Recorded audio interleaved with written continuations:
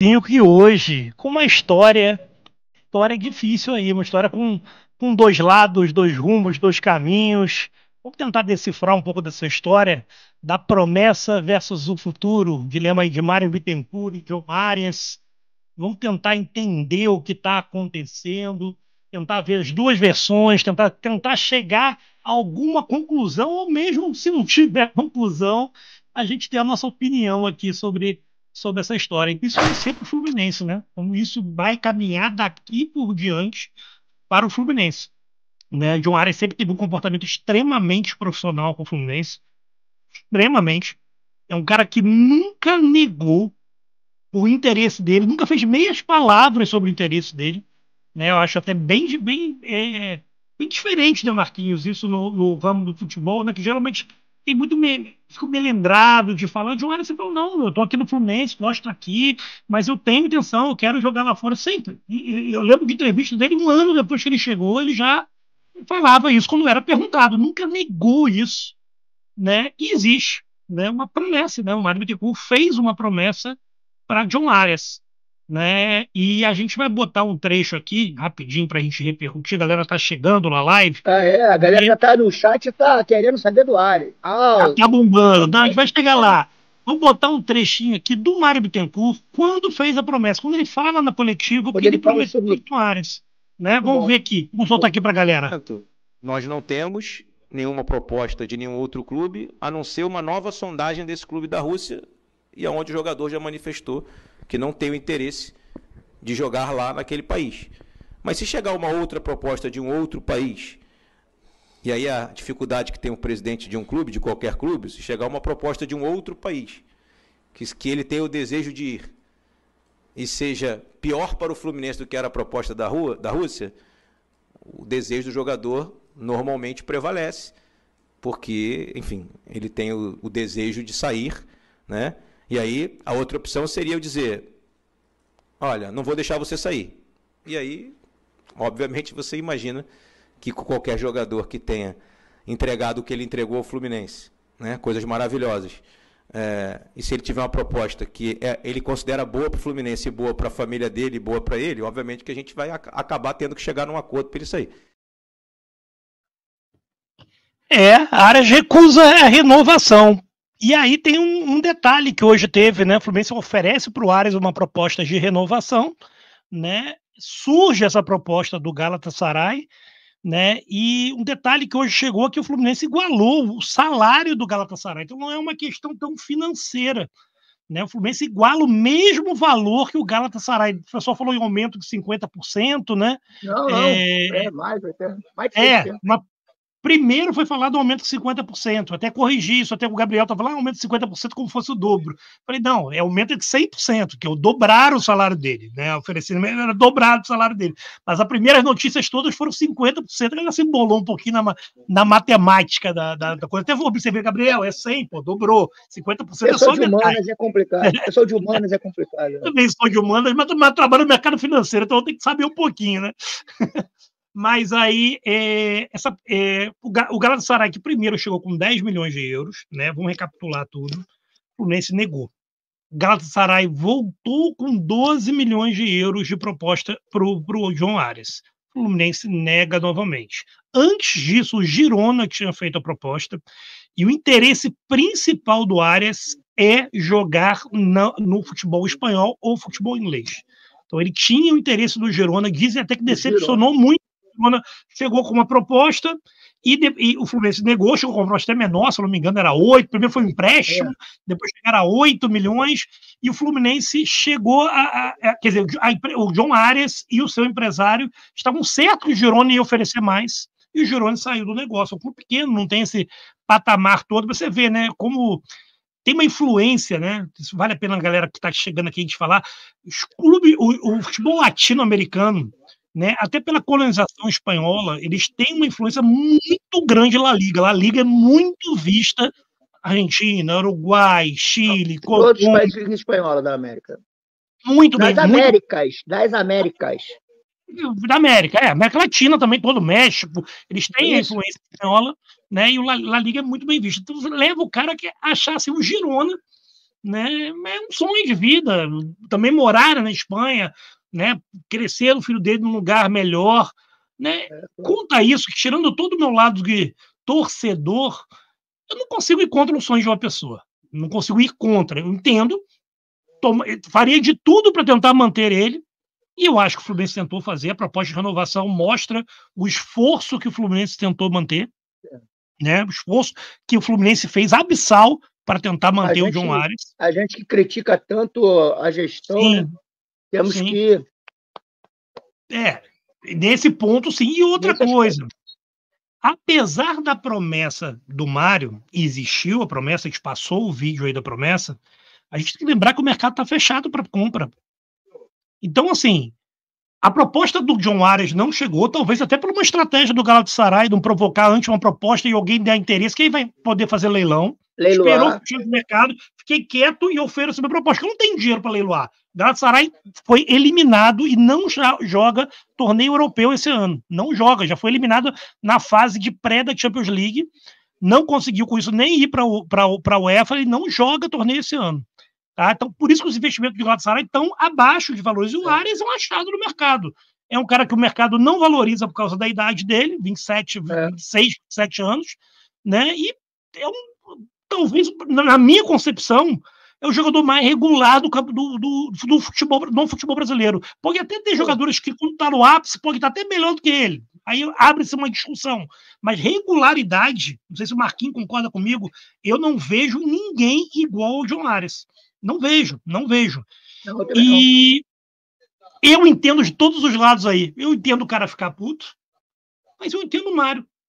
Gente, a proposta, se chegasse antes, ele poderia tentar ir no mercado e alguém. Fluminense, se perde o John Arias agora, não tem reposição. O mercado está fechado. Financeiramente, já não vale, né, Marquinhos? Financeiramente, é 50% que a gente tem. O ganho financeiro vai ser zero com o Arias.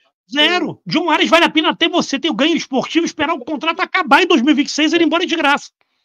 O problema é como manter John Arias motivado, feliz, querendo, com isso. Sérgio, o problema é só, esse negócio do Girona, eu acho que aí houve também um pouquinho de mau assessoramento do staff do Arias.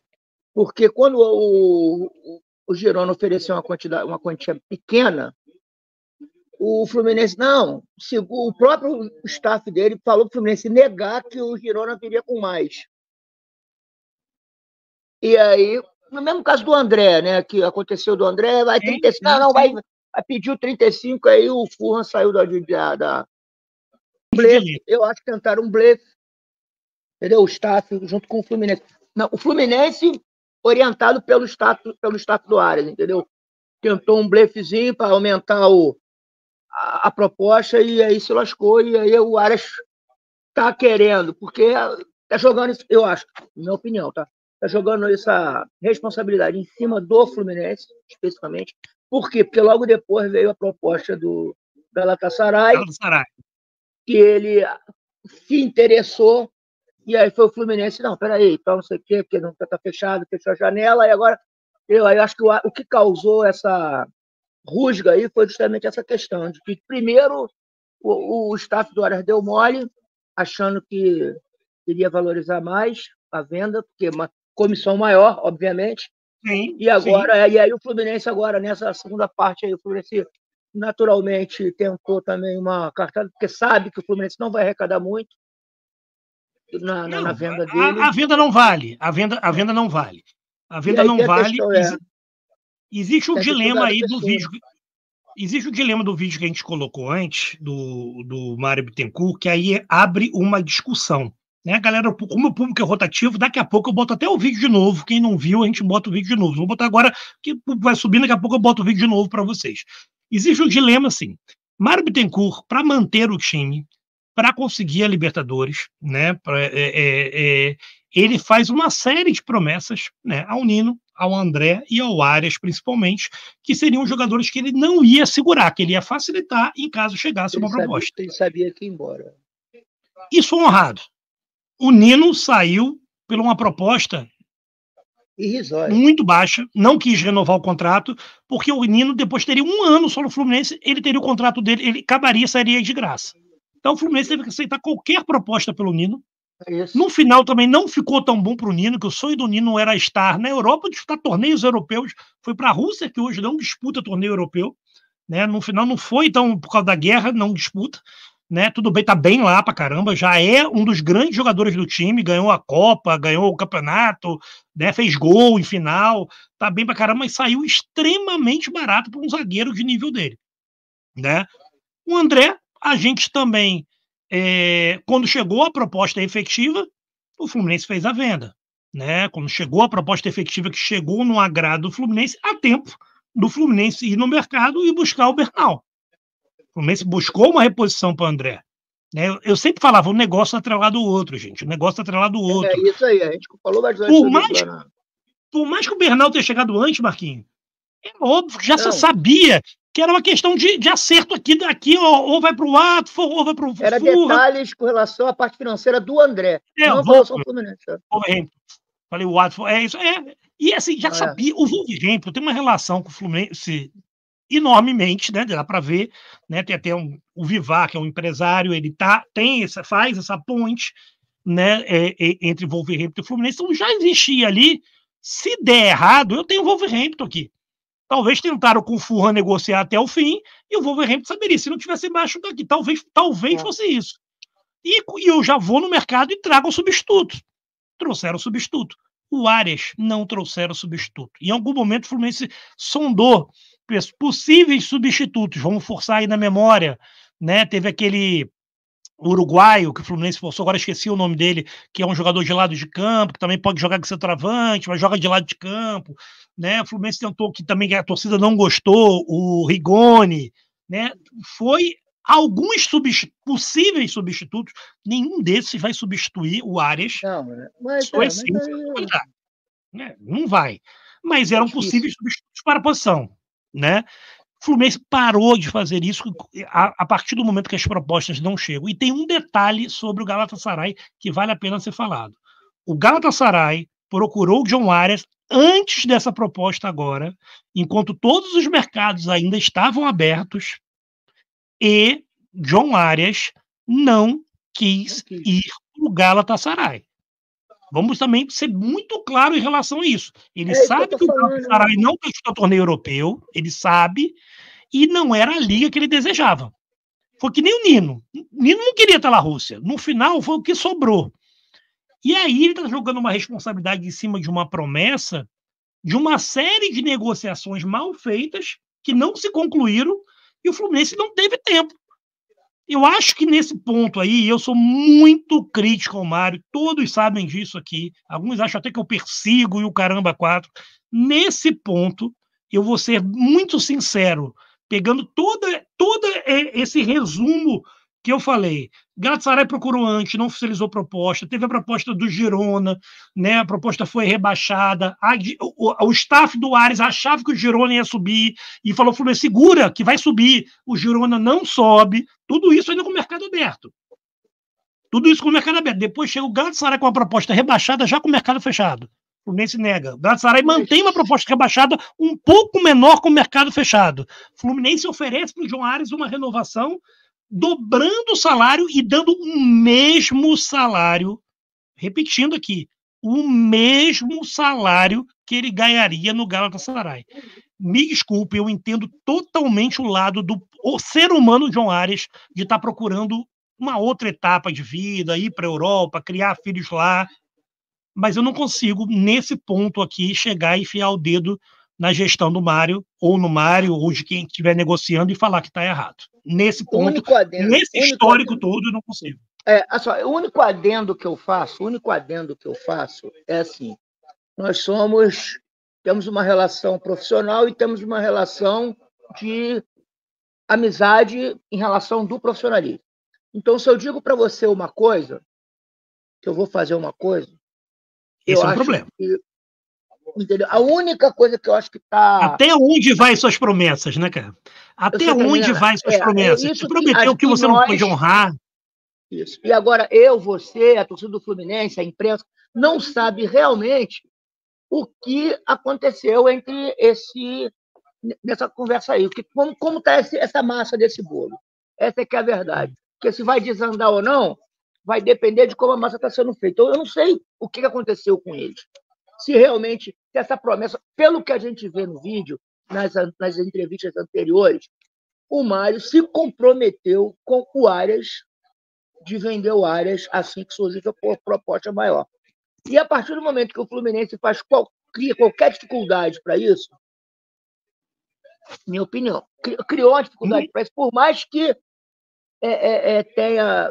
acabe tendo um prejuízo, porque a saída do Arias, independente de qualquer coisa, vai causar um prejuízo, mas você tem que manter aquilo que você falou. Cara, o Fluminense já fez promessa, cumpriu promessa com tanto pereba, com tanto cara ruim com o Hudson, que destruiu o Fluminense, né, que tentou sacanear o Fluminense, com o David Braz, renovou com aquele Baldini brasileiro, sem ter condição. Então, se cumpriu e sempre se orgulhou disso, dessas promessas. Então, se sempre fez isso, eu acho que agora também tem que fazer, entendeu? Só mas a gente tem um dilema do time, né, cara? A gente tem um dilema do time. O quanto também o fato de eu saber que eu tenho uma promessa aqui, ó, no meu bolso, foi utilizado pelo staff do Arias. Eu acho que para jogar com o time. Primeiro. Aí a gente também tem que ver que o outro lado também não é só, ó, eu tenho uma promessa do cara. Eu sei que o Nino saiu barato pra caramba. Qualquer coisa vai sair porque ele vai cumprir a promessa. E aí, por que chega a proposta do Galatasaray depois do mercado fechado? Por que se nega o Galatasaray antes? Por que se nega o time da Rússia antes, que ofereceu, também não vai disputar torneio europeu? Ah, não quer ir pra guerra, beleza. Vai pra Turquia, que também não é um bicho, então também tem confusão lá, mas não tá em guerra. Não tá em guerra. Ok. Mas tá perto da confusão. Se olhar pra baixo aqui, ó, pelo negócio, você vê a porradaria. Você vê a porradaria dali. Mas tirando a brincadeira à parte, parece que tudo foi muito mal conduzido também pela diretoria, pelo staff do Arias. E assim, cara, eu acho que o staff do Arias do Mário. E assim, me colocando no lugar do Mário, após o mercado ser fechado, não ter chegado a proposta efetiva, a proposta efetiva que chegou num valor legal, o Arias negou.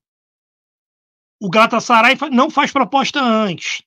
A proposta que o Girona faz é muito abaixo. O próprio staff do Arias fala: segura que vem outra. Cara, isso tudo para mim ameniza uma culpabilidade sobre proposta, sobre promessa.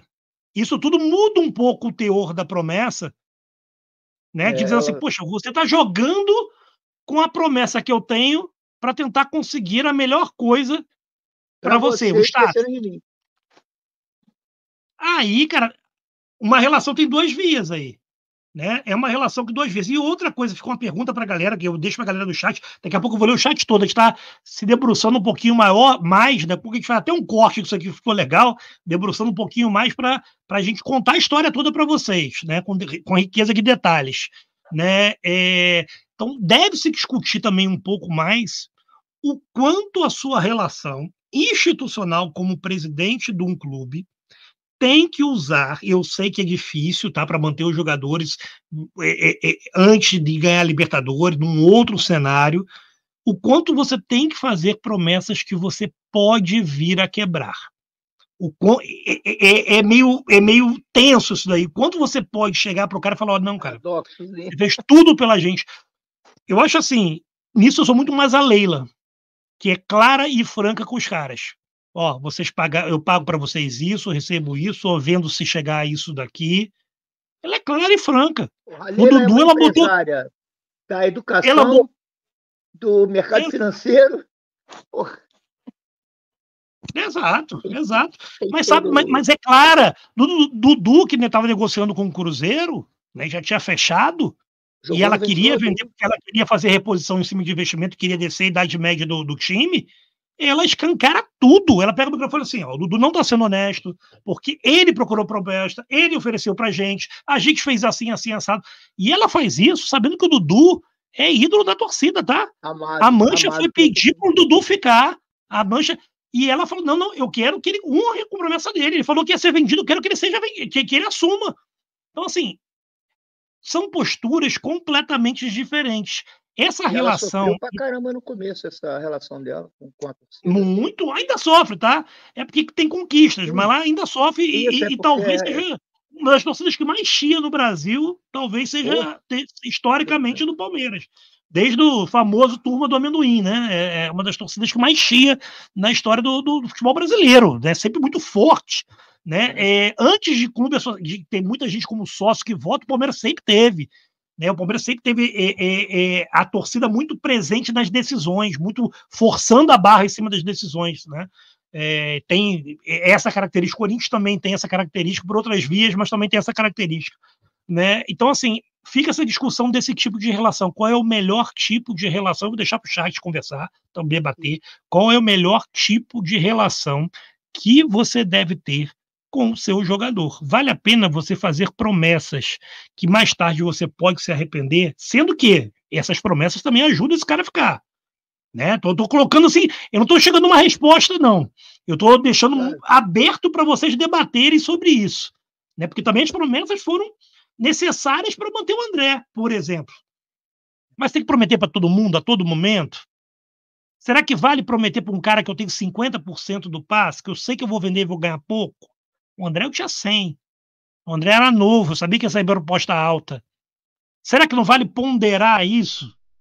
Não vale achar o equilíbrio disso e ser um pouco... Você tem que ser bastante humano na gestão, mas ser um pouco um empresário?